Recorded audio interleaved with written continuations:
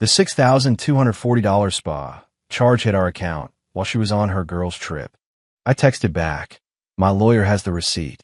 3 years ago, I wrote the company policy that just destroyed her career. She even signed it. Laughed about it.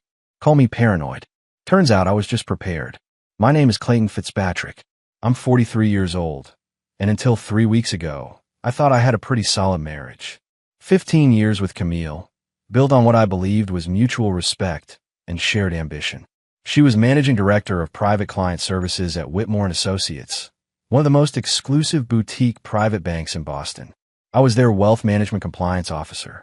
We met at a compliance conference in New York back in 2010, bonded over terrible hotel coffee and a shared frustration with regulatory loopholes. She laughed at my jokes. I admired her drive. We got married 18 months later. For years, it worked. We were a power couple in Boston's financial district. No kids by choice. We both wanted to focus on building our careers first. Her clients trusted her with their multi-million-dollar portfolios. I made sure the bank never crossed ethical or legal lines. It was a clean division of labor. Then came Tuesday afternoon. I was sitting in my home office, reviewing compliance reports for the quarter, when my phone buzzed with a banking alert. Joint account withdrawal, $6,240. Vendor, Azure Coast Spa and Wellness Resort, Miami Beach. Description, deluxe couples, oceanfront experience. I stare at the screen. Couples, not solo, not girls' wellness retreat, which was what Camille told me she was doing this week. She'd left 4 days ago with her college friend Rachel, or so she said. Business networking mixed with relaxation. I hadn't questioned it. I set my phone down slowly, opened my laptop, and pulled up her joint account. The spa charge was there, time-stamped 2 hours ago. But that wasn't all. The flight to Miami, charged to our account 3 days ago. A penthouse suite at the Meridian Hotel, 4 nights, $3,800. 2 dinners at restaurants I'd never heard of. Wine that cost more per bottle than our monthly utilities. My phone buzzed again. This time, a text from Camille. Miami is gorgeous. Wish you were here. I read it twice. Then I opened the banking app again, took a screenshot of the spa charge, and typed one sentence back.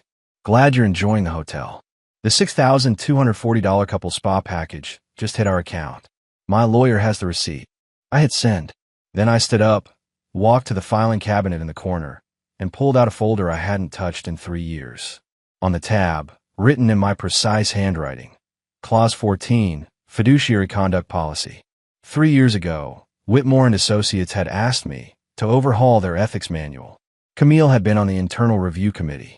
She joked about one section. I added a clause about romantic relationships between employees during business travel funded by the firm.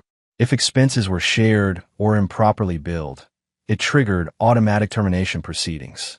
You're paranoid, she'd said, laughing over wine at our kitchen counter. Nobody's that stupid. I'd smiled. Maybe. But if they are, the bank's protected. She'd signed off on it. Her initials were still in the document's edit history.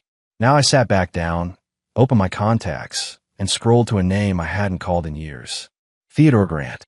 We'd worked together at the Federal Reserve back in the day, running audits on institutions that thought they were untouchable. Now he was chief compliance officer at Whitmore & Associates. My former colleague, Camille's current boss. He answered on the second ring. Clayton, he said, cautious. It's been a while. It has, I replied. I need to talk to you about a fiduciary breach. Off the record for now. There was a pause. How bad? Bad enough that you'll want to see the documentation before you decide how to handle it. Another pause. Then, quieter. Does this involve someone at the firm? Yes. Camille. I didn't answer immediately. The silence did it for me. Theodore exhaled slowly. Send me everything. Encrypted. I'll look at it tonight. Understood. I hung up, pulled together the receipts, the screenshots, the credit card statements showing charges that didn't match her stated itinerary. Then I added one more document, the ethics policy. Clause 14. The one she'd laughed about. The one that was about to end her career. My phone buzzed. Camille again. What are you talking about? What lawyer? I didn't reply. I just forwarded the screenshot of the couple's spa charge and turned my phone face down on the desk.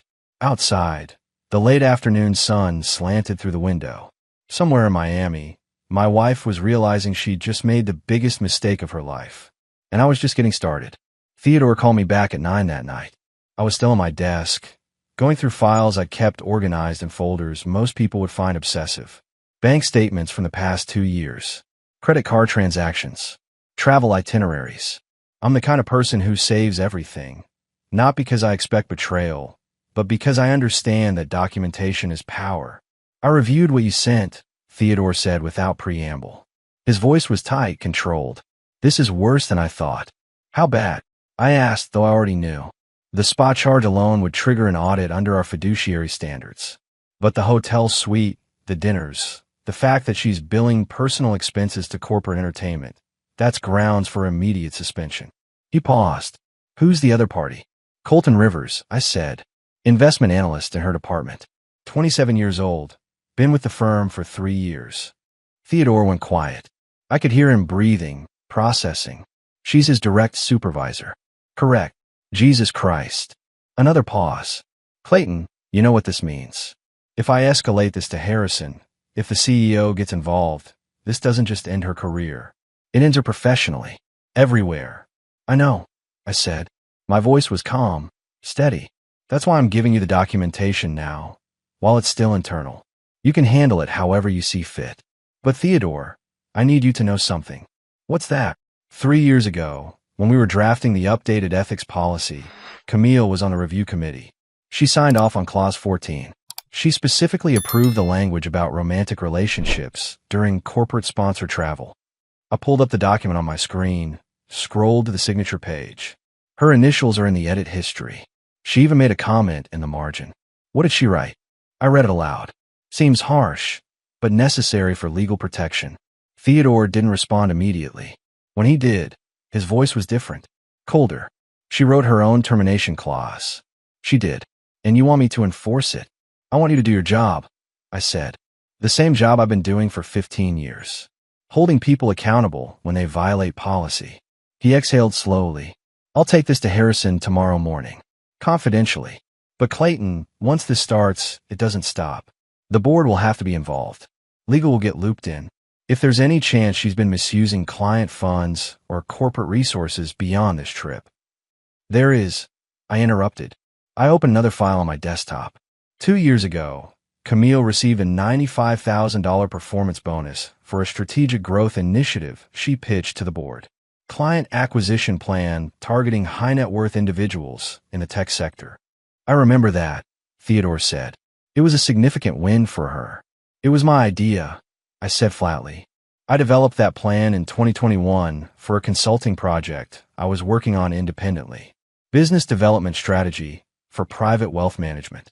I kept the files on her home server. She copied them, rebranded the presentation, and submitted it as her own work. Silence. Then, can you prove that? Timestamped files with my metadata. Email drafts I sent to a colleague for feedback, dated 8 months before Camille's presentation to the board. I can send you everything. Theodore was quiet for a long moment. Why didn't you say anything when it happened? Because I loved her, I said simply, and I thought maybe she'd done it unintentionally. That maybe she'd seen my files, internalized the ideas, and forgotten where they came from. I gave her the benefit of the doubt. And now I know better. Theodore cleared his throat. I'll need those files too. This is going to get complicated, Clayton. Are you ready for that? I looked at the folder on my desk. Clause 14. The policy I'd written. The one Camille had approved. The one that was about to destroy everything she'd built. I've been ready for 3 years, I said. After we hung up, I sat in the silence of my office. My phone was face down on the desk. Camille hadn't called, hadn't tried to explain. Just 3 frantic texts asking what I meant. What lawyer was I talking about? I didn't answer any of them. Instead, I opened my laptop and started drafting an email to my attorney, a sharp woman named Patricia Voss who specialized in high-asset divorces. I consulted her 6 months ago, not because I was planning to leave, but because I'd started noticing things. Late nights that didn't match Camille's calendar. Texts she angled away from me. A distance that felt deliberate. I'd hoped I was wrong, but hope doesn't hold up in court. Documentation does. Harrison Aldridge didn't waste time. Theodore called me at 7:30 the next morning, his voice clipped and professional. Harrison wants to meet. Today, 10 a.m. at his office. Just him. I asked. Him, me, and legal. Patricia Reed from our general counsel's office will be present. Harrison wants this documented properly from the start. I knew Patricia. Sharp, no nonsense, the kind of attorney who treated compliance violations like personal insults. If she was in the room, this was already serious. I'll be there, I said. Clayton, Theodore said, his voice softening slightly. You understand what's about to happen, right? Once we present this to the board, there's no walking it back. Camille's career is over. I know, and you're okay with that. I looked at the file on my desk. The one with her initials next to Clause 14. The one with the stolen business plan. The one with evidence of her trying to get pregnant without my knowledge. Messages I'd found on her laptop 3 months ago when she'd left it open. Messages to her friend Lauren. Stop taking the pill. If I get pregnant, Clayton won't leave. I need his stability while I build my career. Yes, I said. I'm okay with that. The meeting was everything I expected. Harrison's office was on the top floor, floor-to-ceiling windows, overlooking Boston Harbor. He sat behind a massive oak desk, Patricia to his left with a legal pad already half filled with notes. Theodore sat across from them. I took the remaining chair. Harrison looked at me with the expression of a man trying to calculate damage. Clayton, Theodore briefed me on the situation. I've reviewed the documentation you provided. Before we proceed, I need to ask, is there any possibility this is a misunderstanding? No, I said. The charges are clear. The timeline is clear. Camille is in Miami with Colton Rivers, billing personal expenses to corporate accounts while claiming it's business travel. Patricia spoke up, her pen poised. Mr. Fitzpatrick, you mentioned additional concerns beyond the Miami trip. Can you elaborate? I pulled out a flash drive from my jacket pocket, slid it across the desk to her. 2 years ago, Camille received a performance bonus for a client acquisition strategy she presented to the board. That strategy was developed by me, independently, 8 months prior. The files on that drive are time-stamped and include email correspondence proving I created the work. She copied it from our shared home server and passed it off as her own. Patricia inserted the drive in her laptop, pulled up the files, and started scrolling. Her expression didn't change, but I saw her jaw tighten. Harrison leaned forward. You're alleging intellectual property theft. I'm stating a fact, I said. She took my work, presented it as hers, and collected $95,000 for it. I have the original drafts, the metadata, and third-party correspondence that predates her presentation by months. Theodore spoke quietly. Clayton also informed me that he's found evidence Camille attempted to conceive without his consent as a means of preventing him from leaving the marriage. Harrison's expression hardened. Patricia stopped typing and looked up at me. Can you substantiate that? She asked. I pulled out printed screenshots, messages between Camille and her friend from 3 months ago. Harrison read them, his face unreadable. Then he set them down carefully. This is beyond a compliance issue, he said finally. This is a pattern of deception, fraud, and manipulation. He looked at Theodore. We need the board involved. Immediately. Theodore nodded. I'll schedule an emergency session for tomorrow. Harrison turned to me. Clayton, I need to be direct with you. If we pursue this, if we terminate Camille for cause and potentially seek restitution for the stolen intellectual property, this will become public. Are you prepared for that? I am, I said. And Harrison, there's one more thing you should know. He waited. Camille's father, Howard, is an investor in the firm. He has a significant stake in Whitmore and Associates. Harrison's eyes narrowed. How significant? $8 million. He invested during the capital raise 4 years ago. The room went silent. Patricia closed her laptop slowly. Theodore looked at me like I just detonated a bomb. Harrison leaned back in his chair. Her father is going to lose a substantial amount of money when this becomes public knowledge and client confidence drops. Yes, I said. He is. Camille called me 16 times that day. I didn't answer. By evening, she'd switched tactics. Voicemails. Long, rambling explanations that started with denial and ended with anger. Clayton, I don't know what you think you saw, but you're wrong. Colton and I are working on a client pitch. That's all. The spa was a team-building exercise. Then, an hour later, you're being paranoid. This is exactly why we have problems. You don't trust me. And finally, late that night, if you ruin my career over this, I will never forgive you. Do you hear me? Never. I listened to each message once, saved them, and forwarded them to Patricia Reed. The next morning, Theodore called. The board met. Emergency session. It was unanimous. And Camille is suspended, effective immediately. Pending a full investigation, but Clayton, between you and me, this is a formality. She's done. Harrison is drafting the termination paperwork now. What about Colton? I asked. Same. He's being terminated for violating subordinate relationship policies. He doesn't have the protection of tenure that Camille had, so his exit will be faster. I sat down slowly. When does she find out? HR is calling her in 2 hours. They'll inform her of the suspension and request she return to Boston immediately for a formal hearing. Good. Theodore paused. Her father called Harrison this morning. I expected he would. He's threatening legal action. Says you're fabricating evidence to destroy his daughter's reputation. Let him threaten, I said. Everything I provided is documented, time-stamped, and verifiable. If he wants to escalate, he'll lose worse than she will. Theodore was quiet for a moment. You've thought this through, haven't you? Every angle. I've had 3 years to think it through, I said. Ever since I wrote Clause 14 and watched her laugh about it. That afternoon, I received a call from a number I didn't recognize. I answered. Mr. Fitzpatrick, this is Howard Caldwell, Camille's father. His voice was controlled, but I could hear the fury underneath. I don't know what you think you're accomplishing, but you're making a serious mistake. I'm enforcing the policies your daughter helped create, I said calmly. Nothing more. You're destroying her career out of spite. She made a mistake, Clayton. People make mistakes. She didn't make a mistake, I said. She made a series of calculated decisions. She stole my work, collected a bonus for it, engaged in a relationship with a subordinate, billed personal expenses to corporate accounts, and attempted to manipulate me into staying in a marriage by getting pregnant without my consent. None of that is a mistake. It's a pattern. Howard went silent. Then, quieter, she told me about the pregnancy thing. She said it was a misunderstanding. It wasn't, I said. I have the messages. She wrote them herself. Another pause. What do you want, Clayton? Money? I can make this go away. No, you can't, I said. And I don't want your money. I want accountability. Your daughter broke the rules. She's facing the consequences. That's how this works. You self-righteous son of... I hung up. 20 minutes later, my attorney Patricia Voss called. I just received a very angry message from Howard Caldwell's lawyer.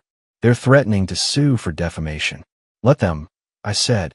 Discovery will be fascinating. Patricia laughed, a short, sharp sound. You're colder than I thought, Clayton. No, I said. I'm just done pretending I'm not. The board moved faster than I expected. Theodore called me 3 days after the emergency session, his voice carrying a weight I hadn't heard before. It's done, he said. Camille was terminated this morning. For cause. The vote was unanimous. I was standing in my kitchen, coffee in hand, looking out at the gray Boston morning. What were the grounds? Misuse of corporate funds, violation of Clause 14 regarding romantic relationships with subordinates during company-sponsored travel, and intellectual property theft. The legal team is also pursuing restitution for the $95,000 bonus she received for your stolen work. And Colton, terminated yesterday. He didn't even fight it. Signed a settlement agreement that includes a non-disclosure clause and forfeiture of his remaining stock options. I set my coffee down. What about her professional certifications? Theodore paused. Patricia Reed has already filed a complaint with the Certified Financial Planner Board of Standards. Camille holds a CFP designation. Given the nature of the violations, specifically the fiduciary breach and fraudulent misrepresentation, there's a strong likelihood her certification will be revoked. That would end her career entirely. Without a CFP designation, no reputable wealth management firm would hire her. She'd be blacklisted. How did she take it? I asked. She didn't show up to the termination meeting. HR had to deliver the paperwork via courier to the house. She refused to sign for it. She's still in Miami? No, she flew back 2 days ago. She's been calling Harrison's office repeatedly, demanding to speak with him. He's refused every call. I picked up my coffee again, took a slow sip. Has she tried to contact me? I don't know. Has she? 37 calls in the last 72 hours, I said. I haven't answered any of them. Theodore went quiet for a moment. Then he said, Clayton, there's something else you should know. Howard Caldwell, Camille's father.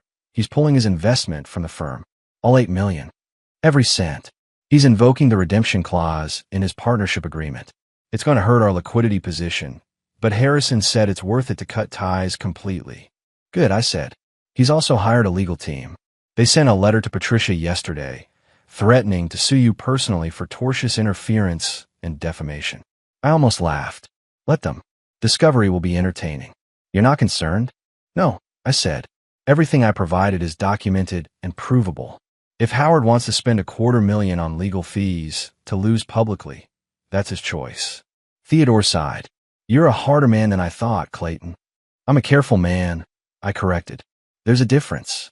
After we hung up, I walked to my filing cabinet and pulled out another folder. One I hadn't shown Theodore yet. Inside were bank statements from a joint account Camille and I had opened years ago. I'd been monitoring it carefully for the past 6 months, ever since I noticed irregular transfers. $23,000. That's how much she'd quietly moved from our joint savings into a personal account I wasn't supposed to know about. Small transfers, $1,000 here, $1,500 there, spread out over months to avoid triggering alerts. She'd been preparing to leave me, building a nest egg, planning her exit while still sleeping in her bed. I photographed every statement, uploaded them to an encrypted folder, and sent the link to Patricia Voss, my divorce attorney. Her response came back in under 5 minutes. This is gold. Filing amended petition to include financial dissipation. She won't see a dime. I closed my laptop and looked around the apartment I'd been renting for the past week. Small, clean, quiet. No photographs on the walls. No memories. Just space. My phone buzzed. A text from an unknown number. We need to talk. Please. I know I messed up, but we can fix this. I love you. Camille. Using someone else's phone because I'd blocked her number. I deleted the message without responding. I was at Dr. Emily Cole's office when the call came. I'd been seeing her for 6 months, ever since I'd started noticing the distance between Camille and me widening into something irreparable. Emily was a psychologist specializing in relationship trauma and strategic life transitions. She didn't do couples therapy. She helped individuals prepare for the aftermath of betrayal. You're doing well, Emily said during our session. Better than most people in your situation. I don't feel like I'm doing well, I admitted. I feel like I'm executing a plan I never wanted to make. That's because you are, she said gently. But the plan was necessary. You saw what was coming, and you prepared for it. That's not cold, Clayton. That's survival. My phone rang. Unknown number. I almost ignored it, but something made me answer. Mr. Fitzpatrick, this is David Brennan. I'm calling from Sterling and Cross Financial Group. Sterling and Cross, one of the largest private wealth management firms on the East Coast. Competitors to Whitmore and Associates. How can I help you? I asked. I'll be direct, Brennan said. We've been following the situation at Whitmore. Word travels fast in our industry. We're impressed by how you've handled this matter, both ethically and professionally. We'd like to offer you a position as our Chief Compliance Officer. I sat up straighter. I'm listening. $320,000 base salary, performance bonuses tied to audit results, full benefits, and equity participation after year 1. You'd be overseeing compliance for 42 offices across 15 states. It was nearly double what I was making at Whitmore. Why me? I asked. Because you just proved you're incorruptible, Brennan said simply. You reported your own wife for ethical violations, provided evidence that destroyed her career, and you did it by the book. That's the kind of integrity we want leading our compliance division. I glanced at Emily. She was watching me, one eyebrow raised. When would you need an answer? I asked. We'd like to move quickly. Can you meet with our executive team next week? Yes, I said. I can. After the call ended, Emily smiled. That's what accountability looks like, Clayton. You didn't just survive this. You're about to come out ahead. I nodded slowly, but it didn't feel like winning.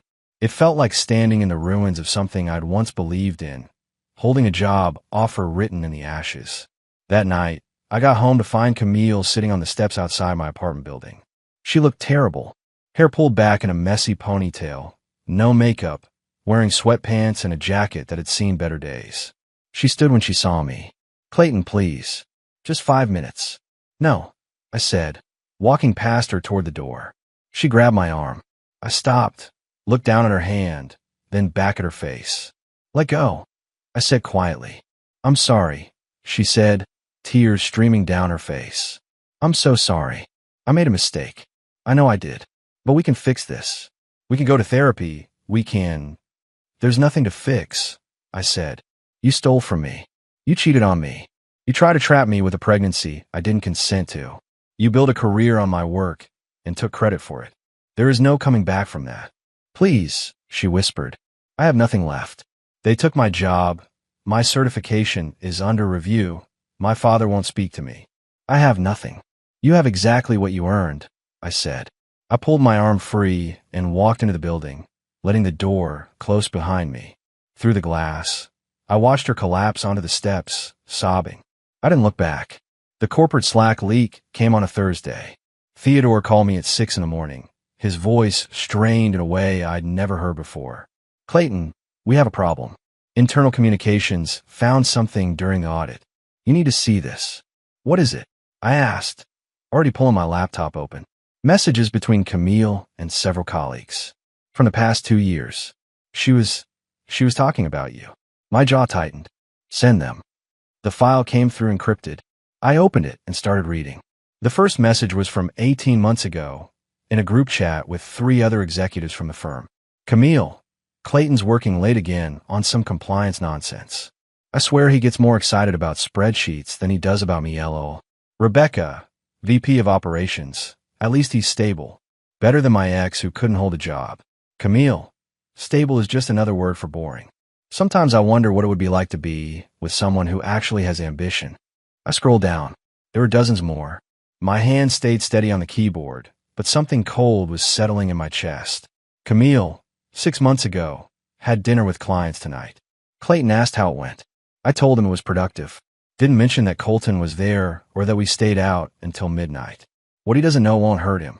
Lauren, marketing director, girl, be careful. You're playing with fire. Camille, please. Clayton's too comfortable to ask questions. He trusts me completely. It's actually kind of sad. Another one, from 4 months ago. Camille, you know what's funny? Clayton thinks I'm this brilliant strategist. Half the plans I've presented came from his old consulting files. He does all this work and never even realizes I'm using it. He's like my personal research department. Rebecca, that's kind of genius actually. Camille, I know, right? And he's so modest he'd never take credit even if he knew. Perfect setup. I sat back in my chair, staring at the screen. This wasn't just betrayal. This was contempt. Calculated, deliberate contempt. Theodore's voice came through the phone. Clayton, I'm sorry. I know this is. Forward these to Patricia Reed, I said, my voice flat. And to my divorce attorney. Every single one. Already done, Theodore said quietly. Legal wants to add this to the termination file. It demonstrates a pattern of ethical violations and professional misconduct. It also supports your claim that she knowingly stole your intellectual property. Good, I said. There's more, Theodore continued. Howard Caldwell's attorneys withdrew their defamation lawsuit this morning. No explanation. They just filed a notice of voluntary dismissal. Why? Because Patricia Reed sent them these messages, along with a letter explaining that if they proceed with litigation, we'll enter all of this in a public court record during discovery. Howard apparently decided his daughter's reputation couldn't survive that level of exposure. I almost smiled. Almost. Clayton, Theodore said, his voice careful. Are you okay? I'm fine, I said. Just send me anything else you find. After we hung up, I forwarded the entire message thread to Dr. Emily Cole with a single line. Thought you should see this. Her response came back within the hour. This validates everything we discussed. You didn't imagine the distance. She created it deliberately. Come in tomorrow if you need to talk. I didn't need to talk. I needed to finish this. Patricia Voss, my divorce attorney, called me 2 days later with news that shifted the entire battlefield. Clayton, I found something. Something big. I was in my new apartment, unpacking boxes I've been avoiding for a week. What is it? Camille's pension fund. She has approximately $280,000 in her 401k from Whitmore. It's been accruing for 15 years. And Whitmore's legal team just filed a motion to freeze the account pending resolution of their restitution claim. They're arguing that since she defrauded the company by stealing your intellectual property and collecting a bonus based on that fraud, They have a legal right to recover damages from any available assets, including retirement accounts. I set down the box I was holding. Can they do that? It's aggressive, but yes. The law allows creditors to pursue retirement funds in cases of fraud or embezzlement. And Patricia Reed has documented everything meticulously. She's got timestamps, metadata, the original files you created, email correspondence, proving you developed the work independently. It's airtight. How long will the freeze last? Until the lawsuit is resolved. Could be months, could be longer if Camille fights it. But Clayton, here's the thing.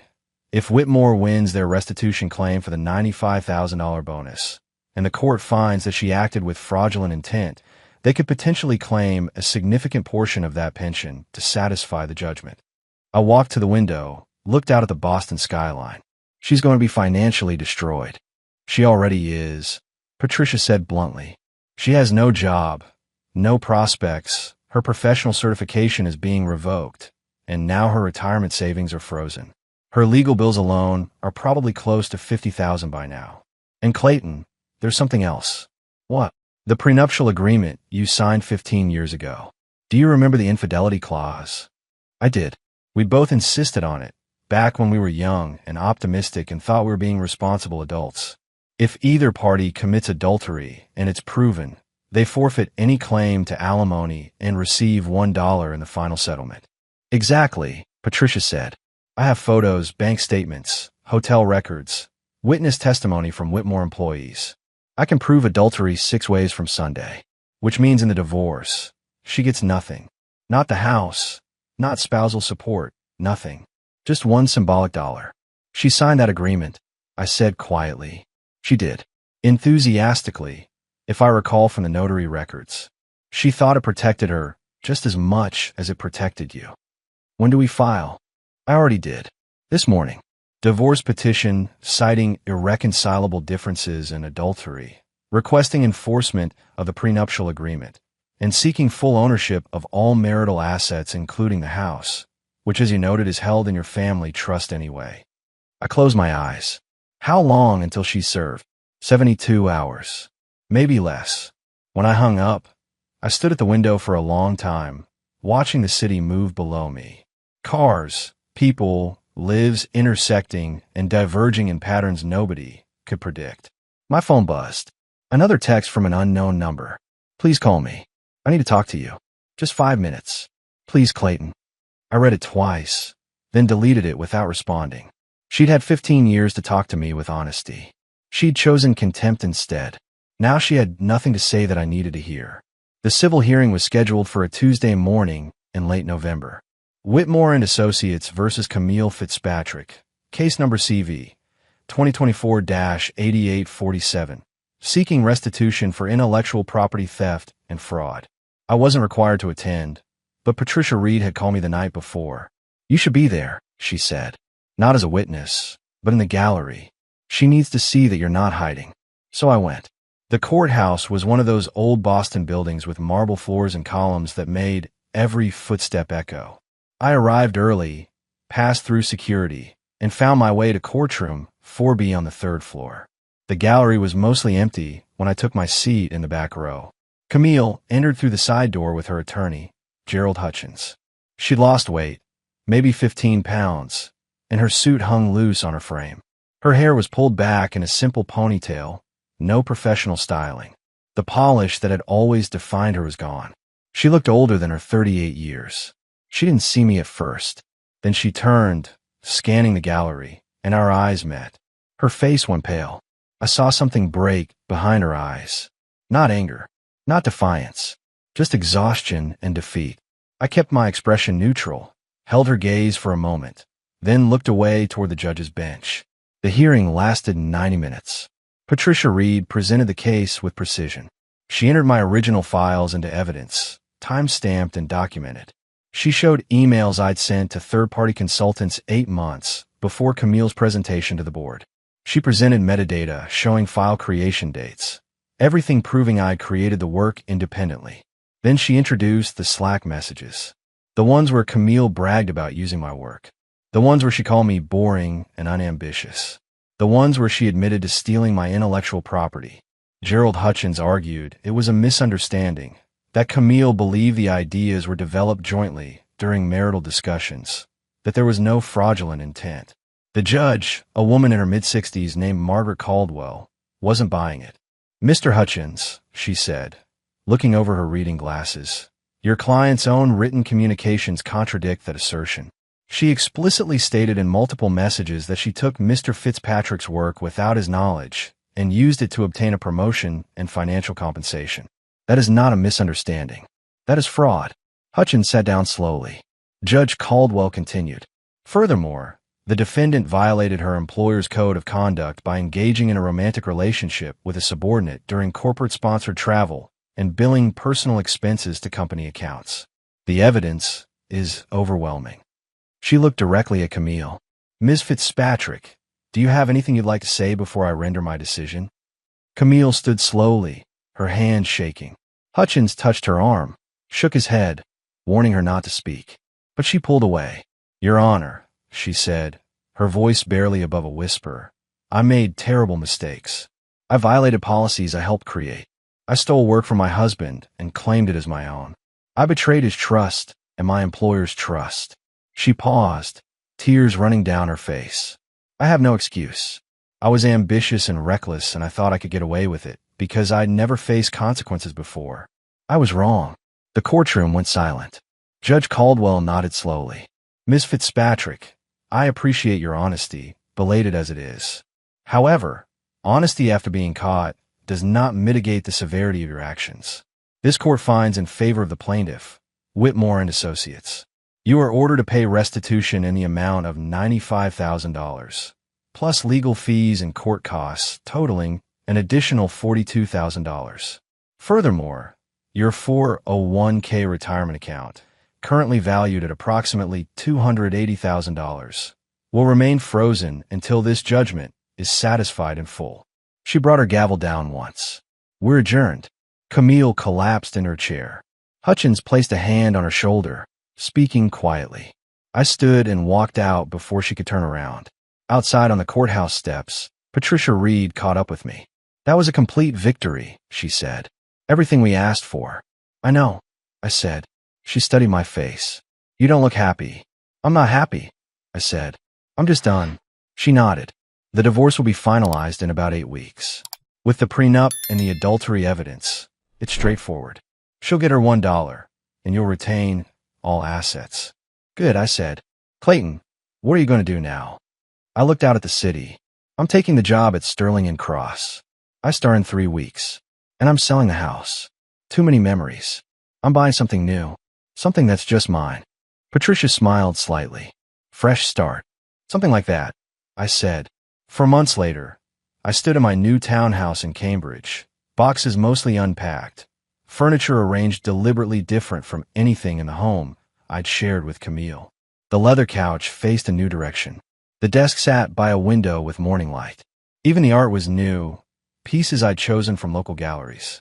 The job at Sterling and Cross was everything they promised. Challenging, respected, well compensated.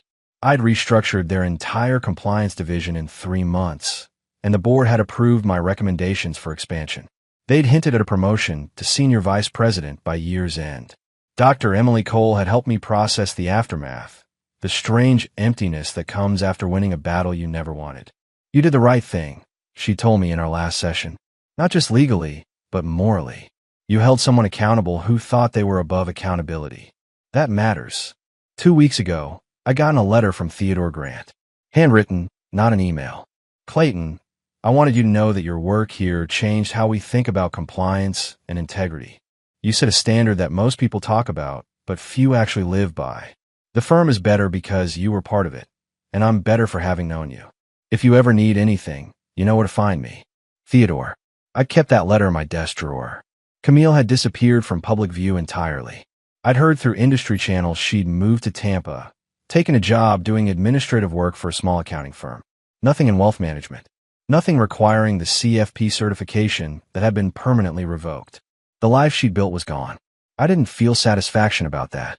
I felt a quiet certainty that justice had been served. My phone buzzed. A text from Patricia Voss. "Divorce finalized." Official decree signed by the judge this morning. You're free. I read it twice, then set the phone down. Free. I didn't feel free exactly. I felt like someone who'd survived something and was still figuring out what survival meant. I walked to the window, looked out at the Cambridge street below. A couple was walking past, young, holding hands, laughing, their whole lives ahead of them. I hoped they'd be smarter than we were. I hoped they'd build their relationship on honesty instead of ambition, on respect instead of convenience. But that wasn't my story anymore. My story was standing in a townhouse I'd bought with my own money, in a job I'd earned through integrity, with a future that belonged entirely to me. Camille had taught me something valuable, though she'd never intended to. She taught me that some people will take everything you offer and still want more. That trust without verification is just naivety dressed up as love. That sometimes the hardest thing you'll ever do is stand up and say enough to someone you once promised forever to. I'd said enough, and I'd meant it. The evening light slanted through the window, warm and golden. Somewhere in the city, life continued, messy and complicated. People making choices they'd have to live with, building futures on truth or lies.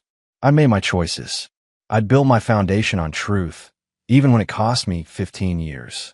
And that foundation was solid. For the first time in years, I could breathe without something crushing my chest. The future stretched out ahead, uncertain but mine. And that was worth everything.